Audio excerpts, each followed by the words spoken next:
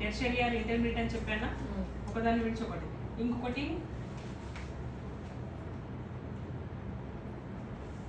Split complementary అని ఒకటి ఉంటుంది చూడండి. కాంప్లిమెంటరీ అంటే ఇప్పుడు పర్పుల్ ఎల్లో తీసుకుంటే రెండు కాంప్లిమెంటరీ.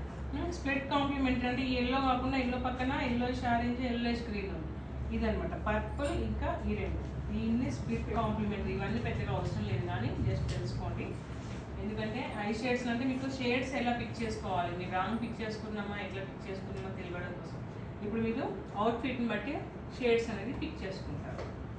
జనరల్గా ఇప్పుడు హల్దీలో ఎలా చేసుకుంటారు, ఎల్లో డ్రెస్ వేసుకుంటారు. ఎల్లో డ్రెస్ వేసుకున్నప్పుడు మీరు ఎట్లా చేసుకోవచ్చు, ఎల్లో కాంప్లిమెంట్కి వెళ్తే పర్పుల్ చేసుకోవచ్చు. అదే అనలాగస్లో అయితే క్లాక్ వైజ్ వెళ్తే ఒకటి వస్తుంది, యాంటీ క్లాక్ వైజ్. ఇప్పుడు ఇక్కడ చూడండి బాగా అర్థమవుతుంది.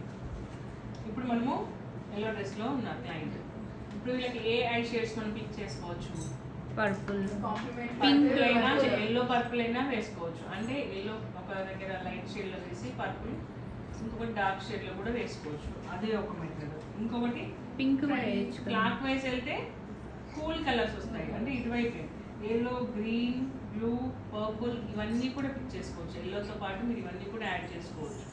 ఇటువైపు వెళ్ళారనుకోండి, ఎల్లోతో పాటు ఇంకేం యాడ్ చేసుకోవచ్చు, ఆరెంజ్ రెడ్. మనం ఎక్కువ 3 కలర్స్ చూస్ చేసుకుంటాం మ్యాక్సిమం, లేదంటే 2 కలర్స్తో కూడా చేసుకోవచ్చు. 3 కలర్స్ పిక్ చేసుకోవచ్చు.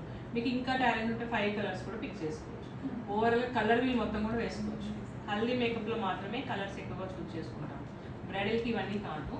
అది ఎట్లా చూద్దాం.